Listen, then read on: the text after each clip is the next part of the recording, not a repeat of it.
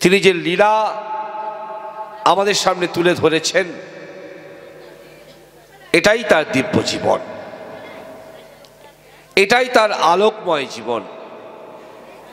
সেই আলোয় আমরা সবাই আলোকিত হতে চাই। তাই পুরুষোত্তম শ্রীকৃষ্ণ গীতায় তিনি স্পষ্ট করে বলে দিলেন, আমাকে বারে বারে আসতে হবে। খুব গুরুত্বপূর্ণ বাণী, কিন্তু এটাকেই আমরা সবচেয়ে বেশি অবহেলা করেছি।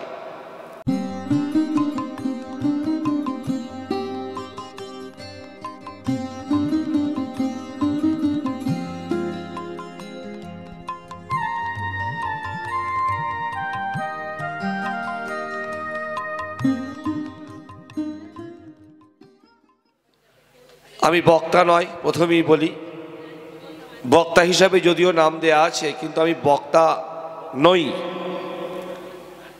তবে তার কথা বলার জন্য যখন দাঁড়াই, তখন কেউ একজন ভেতর থেকে যেন প্রম্পট করে, তিনি যেন বলেন, আমি আছি, তুই আগায় যা, আমি আছি, তুই এগিয়ে যা। সেই ভরসাতেই দাঁড়িয়ে থাকা। তিনি আর কেউই নন, তিনি আপনার আমার সবার হৃদয়ের রাজা শ্রী শ্রী ঠাকুর অনুকূলচন্দ্র, যার কথা এতক্ষণ ধরে বুক ফাটাফাটো করে শ্রদ্ধেয় ঋত্বিক দেবতা বিশিষ্ট শিক্ষক শ্রী বিবেকানন্দ চট্টোপাধ্যায় মহোদয় আলোচনা করছিলেন। তার কিছুক্ষণ আগে বিভিন্ন প্রদর্শনীর মাধ্যমে, পর্দায়, ডিজিটালের মাধ্যমে আমার শ্রদ্ধেয় উত্তম দে সেই একই কথাই বলছিলেন। শ্রী শ্রী ঠাকুর অনুকূলচন্দ্র এই যুগের মানুষ গড়ার সর্বশ্রেষ্ঠ ভাস্কর। তার দিব্য জীবন মানেই হলো তার লীলায়িত জীবন। তার জীবনটাই হলো দিব্য। দিব্য মানে আলোকময়, জ্যোতির্ময়। 1888 14ই সেপ্টেম্বর থেকে 1969 সালের 26শে জানুয়ারির ভোর 4:55 পর্যন্ত তিনি যে লীলা আমাদের সামনে তুলে ধরেছেন, এটাই তার দিব্য জীবন, এটাই তার আলোকময় জীবন। সেই আলোয় আমরা সবাই আলোকিত হতে চাই। তাই পুরুষোত্তম শ্রীকৃষ্ণ গীতায় তিনি স্পষ্ট করে বলে দিলেন, আমাকে বারে বারে আসতে হবে। খুব গুরুত্বপূর্ণ বাণী, কিন্তু এটাকেই আমরা সবচেয়ে বেশি অবহেলা করেছি। তাই শ্রী শ্রী ঠাকুরকে প্রণম্য কৃষ্ণ প্রসন্ন ভট্টাচার্য, যাকে সবাই কেষ্টদা বলে জানেন, তিনি একটা প্রশ্ন করেছিলেন যে, ঠাকুর, পৃথিবীতে এত ধর্মীয় প্রতিষ্ঠান, এরা যদি সবাই এক হতো তাহলে কি ভালোই না হতো? ঠাকুর বলছেন, হলে তো ভালো, হলে তো ভালো, কিন্তু হয় না, হতে চায় না। শ্রী শ্রী ঠাকুর বলছেন সেই শ্রীকৃষ্ণের কথায়, বারে বারে আমাকে আসতে হবে। যদা যদা হি ধর্মস্য গ্লানির্ভবতি ভারত। তাহলে যখন যখন ধর্মের গ্লানি হবে, আমাকে তখন তখন আসতেই হবে। কখনো রামচন্দ্র রূপে এসেছেন, কখনো শ্রীকৃষ্ণ রূপে এসেছেন, কখনো চৈতন্য রূপে এসেছেন, কখনো রামকৃষ্ণ রূপে এসেছেন, কখনো হযরত মোহাম্মদ রূপে এসেছেন, কখনো ভগবান বুদ্ধদেব হিসেবে রয়েছেন। এই বিভিন্ন অবতারে তিনি অবতীর্ণ হয়েছেন মানসী তনুকে আশ্রয় করে। সকলকে স্বীকার করলেও, সকলকে মেনে নিলেও ঠাকুরের বেলা একটু নাক সেটকাচ্ছে সবাই। অনেকে প্রশ্ন করছেন, রামকৃষ্ণদেব ভগবান, ঠাকুর কেন ভগবান হবে? রামকৃষ্ণদেব তিনি মানুষ রূপে এসেছিলেন, ঠাকুরও মানুষ রূপে এসেছিলেন, কিন্তু ঠাকুরকে ভগবান রূপে মানতে দেখবেন অনেকেই নারাজ, স্বীকার করতেও নারাজ। তাই এইখানে শ্রী শ্রী ঠাকুর বলছেন, আমাকে কেউ ভগবান বলুক, কেউ অবতার বলে মানুক, আমি একদমই তা চাই না। এই যে তাকে আমরা মালা পরাই, ঠাকুর মালা কখনো পরতে চাইতেন না। তাকে কেউ মালা পরালে সেই মালা খুলে নিয়ে তার গলায় পরিয়ে দিতেন, বলতেন আমার গলায় মালা থাকলে আমি কিন্তু দেখতে পাই না, কিন্তু তোদের গলায় মালা থাকলে আমি দেখতে পাই। শ্রী শ্রী ঠাকুর অনুকূলচন্দ্র তিনি মানুষের কাঙাল ছিলেন। তিনি বলতে পারেন একটা মানুষের জন্যে তিনি একটা সাম্রাজ্যকে ত্যাগ করতে প্রস্তুত। এত বড় কথা পৃথিবীর বুকে কেউ বলেনি কোনোদিন। একজন বলেছিলেন যখন মৃত্যুশয্যায়, নেপোলিয়ন বোনাপার্ট মৃত্যুশয্যায় তার নাতিকে ডেকে বলছেন, তিনজন মানুষ এই পৃথিবীকে জয় করার চেষ্টা করেছিলেন, তিনজন মানুষ এই পৃথিবীকে জয় করার চেষ্টা করেছিলেন। এক হলেন গ্রিক বীর আলেকজান্ডার, তিনি পৃথিবীকে তার নিজের হাতে মুঠোয় আনতে চেয়েছিলেন কিন্তু পারেননি। আরেকজন চেয়েছিলেন যেন বাবা আমি নেপোলিয়ন, আমিও চেয়েছিলাম যাতে পৃথিবী আমার হাতের মুঠোয় আসে। আমার হাতে কি ছিল জানো বাবা? হিংসার অস্ত্র ছিল, আমিও পারিনি। একজন পেরেছিল, একজন পেরেছিল সারা পৃথিবীর মানুষকে জয় করতে। তিনি কে জানো বাবা? তিনি জেসাস খ্রাইস্ট। তার হাতে কি ছিল জানো? প্রেমের অস্ত্র ছিল। শ্রী শ্রী ঠাকুর অনুকূলচন্দ্র বলছেন, তুমি প্রেমের সঙ্গ করো, সৎ সঙ্গ করো, তিনি আপনিই প্রকট হবেন।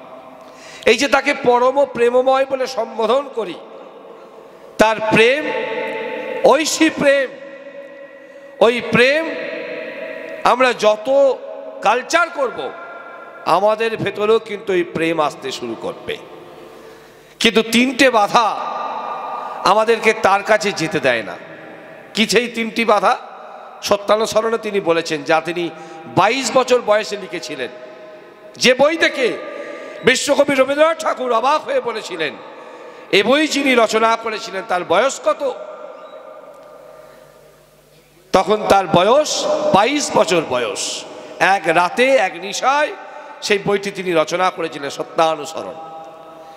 সেখানে তিনি বলছেন তিনটে বাধা, এক হলো অহংকার, অধৈর্য আর বিরক্তি। এই তিনটে বাধা আমাদের তার কাছে যেতে দেয় না। এই মনের গ্রন্থির মোচন বা গাঁট কে তিনি ভাঙতে এসেছেন, তবেই আমরা তার কাছে যেতে পারি। তিনি যেমন তখনও সেই হিমায়তপুর থেকে দেওঘর সাদা ধবধবে বিছানায় বসে থাকতেন, আজও তিনি ওই অমন্তরভাবেই কিন্তু বসে আছেন। সেদিন যেমন মানুষের কাঙাল ছিলেন, আজও তিনি একইভাবে মানুষের কাঙাল হয়েই কিন্তু বসে আছেন।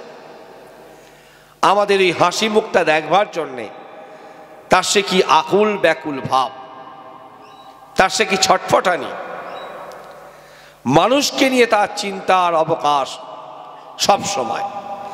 মানুষ কি করে ভালো থাকবে, মানুষ কি করে সুস্থ থাকবে, মানুষ কি করে নীরব দেহ নিয়ে জীবন কাটাবে, এটাই তার একমাত্র তপস্যা।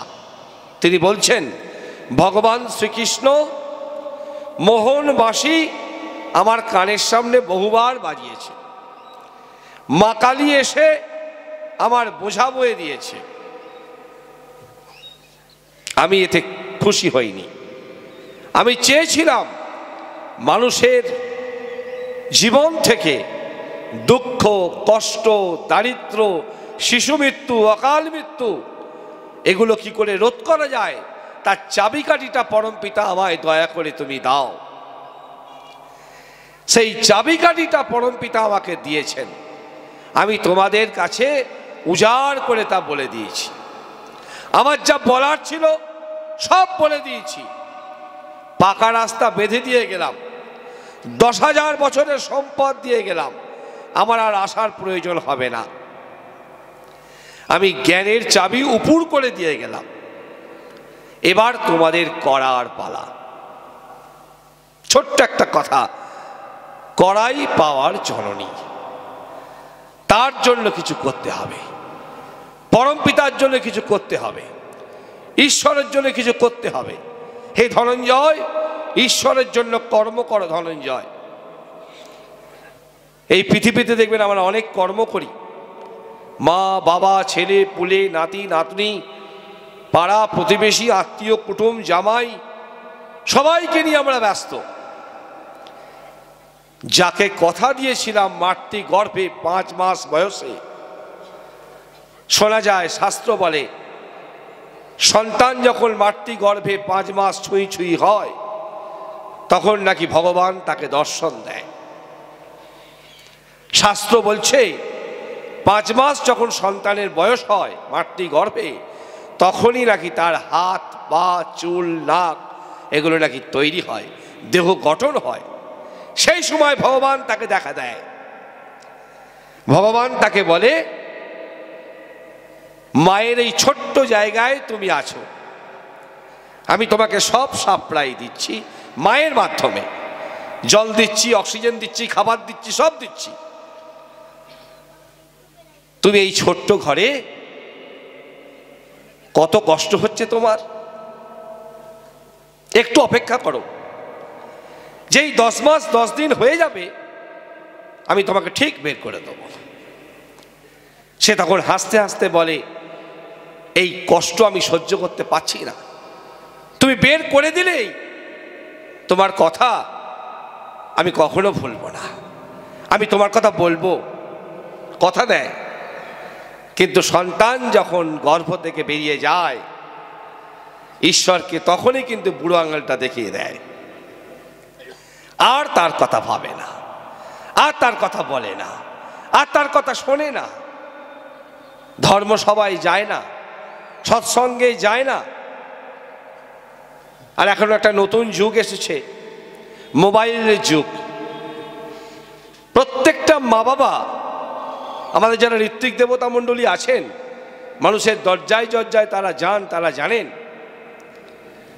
এই মোবাইল যে মানুষকে কিভাবে গ্রাস করছে তা বলার অপেক্ষা রাখে না। আমি কদিন আগে একটা দোকানে গিয়েছিলাম, মোবাইল রিচার্জের দোকানে। দেখলাম একটু মা, তিনি মোবাইলকে রিচার্জ করতে এসেছেন। আমি জিজ্ঞাসা করলাম, মা তুমি ফোনে এত রিচার্জ করো কেন? বলছি আমার খুব তাড়াতাড়ি ডেটাটা শেষ হয়ে যায়। আমি কেন? মেয়েকে খাওয়াতে, মেয়েকে খাওয়াতে রিচার্জ করতে আসছে। কথা বলবো, কথা এটা নয়, মেয়েটা খাবে ফোনটা দেখতে দেখতে, তার জন্য সে রিচার্জ করতে আসছে। আর যেই রিচার্জের অফারটা শেষ হয়ে যায় আবার একটা বাড়তি রিচার্জ মেরে দেয়। কেন না? ফোনটা দিয়ে দিলে ছেলেটা ঠিক এক জায়গায় বসে বসে খায়, আর খুঁজতে হয় না। আগে দেখবেন আমাদের ছেলেরা কখন কোথায় চলে যেত আমাদের খুঁজতে বেরোতে হতো, সন্ধে হয়ে গেলে আমরা খুঁজতে বেরোতাম, ছেলেটা এখন এলো না। এখন দেখবেন আজ মা বাবাকে ছেলে মেয়েকে খুঁজতে হয় না, হাতে ফোনটা দিয়ে দেবেন, যেখানে বসিয়ে গিয়েছিলেন ওইখানেই বসে আছে, নড়েও আর চড়েনি, একই জায়গায় বসে আছে। আগে আমরা ট্রেনে বাসে গেলে জিজ্ঞাসা করতাম যে কেমন আছেন, বাড়ির সব ভালো আছে তো? এখন আর ওসব নয়, এখন ট্রেনে উঠেই বাসে উঠেই একটা জায়গা খোঁজে, আর খুঁজে গেলেই কানে দুটো দিয়ে কি যে ঘষাঘষি করে বুঝতে আমরা পারি না। মারাত্মক যুগ। এই যুগে আজকে দেখুন বেলপুকুরের এই গ্রামে, আমার অযোধ্যা অমরাবতীতে, সেই ভোর 4টের সময় আমার নিজের কানে শোনা, ভোর 4টে সানাই বেজেছে। আমার কাশিদা, আমার উত্তমদা, এরা সবাই মিলে নিম দাঁতন নিয়ে ঘুরছে দরজায় দরজায়।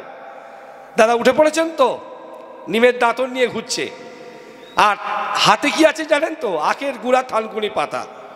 কি আন্দোলন ঠাকুর করছেন, কি বিপ্লব ঠাকুর করছেন। এইটা চাইছেন না ওই মোবাইলের নেশাটা চাইছেন? কোনটা চাইছেন? সবাই বলবে এইটাই চাই। আজকে এত নেতাজির কথা আমার পূর্ববর্তী বক্তা বলে গেলেন। আচ্ছা, নেতাজি পৃথিবীর বুকে একটা সন্তান কি করে এমন হলো, আমরা কি একবার ভেবে দেখেছি? চলুন একটু শুনে নিই তার কথা। ঠাকুর বলছেন, নেতাজির বাবা জানকী বাবু তিনি ওকালতি করতেন। একবার কোর্ট থেকে ফিরছেন, এমন হয় না, আমাদের মাঝে মাঝে হয়, আর তাদের সব সময় হতো, তাই তাদের সন্তান অমন টিউনিং হয়েছিল। আমাদের মাঝে মাঝে হয়, দেখবেন আমাদের বাবারা কাকারা যখন অফিস থেকে বা কাজ থেকে ফেরে হয়তো ভাবে যে আজকে বাড়িতে গিয়ে যদি এই রান্নাটা হয় খুব ভালো হয়। প্রতিদিন মেলে না, মাঝে মাঝে মিলে যায়। টিউনিং সবসময় এক হয় না, ওদের টিউনিং সবসময় এক হতো। সুভাষচন্দ্রের বাবা জানকীবাবু তিনি কোর্ট থেকে ফিরছেন, মনে মনে ভাবছেন যে আজকে যদি সুভাষের মা অর্থাৎ প্রভাবতী দেবী একটু লুচি আর একটু হালুয়া করে খুব ভালো হয়। কেন নেতাজি কেমন হলো, কি করে হলো, একটু জানতে ইচ্ছা করে না, তাই না? আজকে যদি আপনাদেরকে এখনই জিজ্ঞাসা করি যে বিশ্বনাথ দত্তকে চেনেন, শ্রদ্ধেয় বিশ্বনাথ দত্তকে চেনেন? আপনারা অনেকেই হয়তো বলেন বিশ্বনাথ দত্ত, বিশ্বনাথ দত্ত, বিশ্বনাথ দত্ত, একটু ভাববেন। কিন্তু যদি বলি বিবেকানন্দের নাম শুনেছেন, সবাই ও বিবেকানন্দ, হ্যাঁ হ্যাঁ চিনি তো। আরে বিবেকানন্দ তো বিশ্বনাথ দত্তের ছেলে। তাহলে কি ছেলেকে পৃথিবীতে এনেছিল বলুন তো? বিশ্বনাথ দত্ত, মাতা ভুবনেশ্বরী দেবী। সেই নেতাজির বাবা কোর্টে ভাবছেন যে আজকে যদি সুভাষের মা একটু লুচি আর একটু হালুয়া করে খুব ভালো হয়।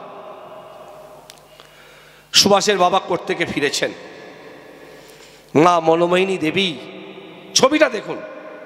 এই ছবি যদি আমাদের জীবনে হয়, হয়তো বা একটা নেতাজিকে আমরা আনতে পারতাম।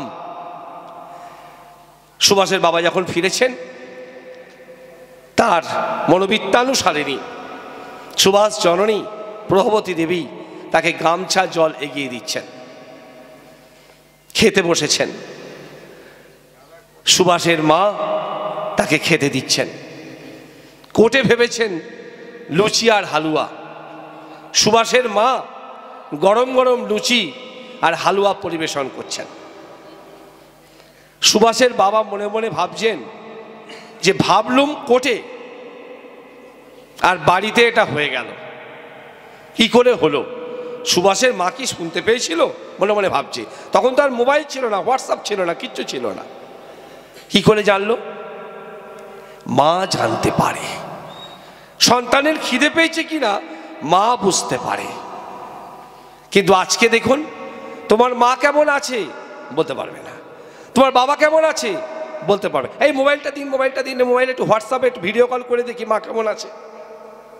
কিন্তু মাকে কি কোনো হোয়াটসঅ্যাপ মোবাইল কল করতে হয়? মা কিন্তু সন্তানের পেটে হাত দিলেই বুঝতে পারে ওর খিদে পেয়েছে, ওর পেট ব্যথা হয়েছে, ওর যন্ত্রণা হয়েছে, ও কিন্তু বুঝতে পারে। তাই তো মা। তাই সুভাষের মা বুঝতে পেরেছে সুভাষের বাবা কি খেতে চাইছে, হয়ে গেছে তৈরি, সেটাই খাইয়েছে। আর সুভাষের মা পাখার বাতাস করছেন। সেখান থেকেই তো সুভাষ, সেখান থেকেই তো বিবেকানন্দ, সেখান থেকেই তো বিনয় বাদল দীনেশ, সেখান থেকেই তো মাতঙ্গিনী হাজরা, সেখান থেকেই তো প্রীতিলতা ওয়াদ্দার, সেখান থেকেই তো মাস্টারদা সূর্য সেন, সেখান থেকেই তো রবীন্দ্রনাথ। তেমন মা বাবা না হলে ওই ভালো ভালো সন্তানগুলো পৃথিবীতে আসবে কি করে? তাই খুব বড় লোকের ছেলে রবার্ট শ্রী শ্রী ঠাকুরকে দেওঘরের মাটিতে প্রশ্ন করছেন যে আপনারা বড় ভাগ্যবান, যত ভগবান সব ভারতবর্ষের মাটিতে এসেছে, আমাদের আমেরিকায় একটাও ভগবান আসেনি, সব আপনাদের এখানে। তখন বলছেন তুমি কোত্থেকে এসেছো মণি? না আমি আমেরিকা থেকে এসেছি। কিভাবে এলে একটু শুনি। না আমি আমেরিকা থেকে ইন্টারন্যাশনাল প্লেন করে দমদমে এসেছি, দমদম থেকে বাই কারে দেওঘরে এসেছি, সঙ্গে সঙ্গে শ্রী শ্রী ঠাকুর বললেন, কেন মণি, তুমি একেবারে আমেরিকা থেকে দেওঘরে আসতে পারলে না কেন মণি? না আপনার দেওঘরে কি কোনো অ্যারোড্রাম আছে যে আমি এরোপ্লেনে নামবো? এখন হয়েছে দেওঘরে, তখন তো হয়নি। তা আপনার ওই দেওঘরে কোনো অ্যারোড্রাম আছে, এয়ারপোর্ট আছে যে বড় প্লেনটাকে আমি ওখানে নামাবো? তাহলে তুমিই বলছো মণি, একটা বড় প্লেনকে নামাতে গেলে একটা বড় এয়ারপোর্ট দরকার। একটা বড় সন্তানকে আনতে গেলে, বড় শোলকে আনতে গেলে, ভালো শোলকে আনতে গেলে তাহলে একটা ভালো মায়ের তো বড় প্রয়োজন বাবা। ভারতবর্ষে সে মা আছে গো, তাই ভারতবর্ষে এত ভগবান, তাই 33 কোটি দেবতা, তারা সবাই কিন্তু দেবতায় পরিণত হয়েছে। এই ভারতবর্ষের মাটি বড় পবিত্র মাটি। শ্রী ঠাকুরের স্বপ্ন, ভারত আবার জগৎ সবাই শ্রেষ্ঠ আসন। আমি আজকে সকালে বলছিলাম, আর্য ভারত বরষ আমার, এই সঙ্গীতটি ঠাকুরের। ভারতবর্ষের যে জাতীয় সঙ্গীত আজকে চলে, জনগণ মন অধিনায়ক, ঠাকুরের খুব ইচ্ছা তার এই আর্য ভারত বরষ আমার গানটি একদিন জাতীয় সঙ্গীত হবে। ঠাকুরের স্বপ্ন, সেই স্বপ্ন ঠিক পূরণ হয়েছে। ঠাকুর চাইছেন আমাদের কাছে আমরা সবাই তাঁর হয়ে উঠি, তাকে ভালোবাসি, তাকে ভালোবেসে জীবনে, সংসারে, সমাজে, রাষ্ট্রে তাকে ভালোবাসতে হবে, তাকে নিয়ে চলতে হবে। মা বা পুত্র ইত্যাদি বাড়ির লোককে ভাবতে গেলে যেন কার মুখ মনে পড়ে। এই যে আজকে আপনারা সেই ভোর থেকে বসে আছেন, বাড়ির মুখ কেন? তাকে ভালোবাসেন, তাকে ভালোবাসেন বলেই কিন্তু আমরা সবাই কিন্তু এখানে এসে বসে আছি। আপনারা যেমন ভালোবাসেন, আপনাদের মতো আমি একটু একটু করে ভালোবাসার চেষ্টা করি। শ্রী ঠাকুরের কাছে কালী ষষ্ঠী মার নাম আপনারা শুনেছেন। এই কালী ষষ্ঠী মা শ্রী ঠাকুরকে একদিন প্রশ্ন করছেন যে ঠাকুর, তোমার কাছে না থাকলে আমার একটুও ভালো লাগে না। ঠাকুর বলছেন যে তোমাদেরকে না দেখলেও আমার একটুও ভালো লাগে না। তাই আমরা যেমন তাকে ভালোবাসবো, তিনিও আমাদেরকে ভালোবাসবে যদি আমরা তাকে ভালোবাসি। আসুন আমরা সবাই মিলে তাকে একটু একটু করে ভালোবাসার চেষ্টা করি। তাকে ভালোবাসলেই তিনি আমাদেরকে রক্ষা করবেন, তিনি আমাদেরকে বুকে তুলে নেবেন। তিনি চিরকাল আমাদের দিকে হাত পেতে বসে আছেন, আমরা তার হাত একটু একটু করে ধরিয়ে দেব। ভালো থাকবেন সবাই। জয় গুরু, বন্দে গুরু।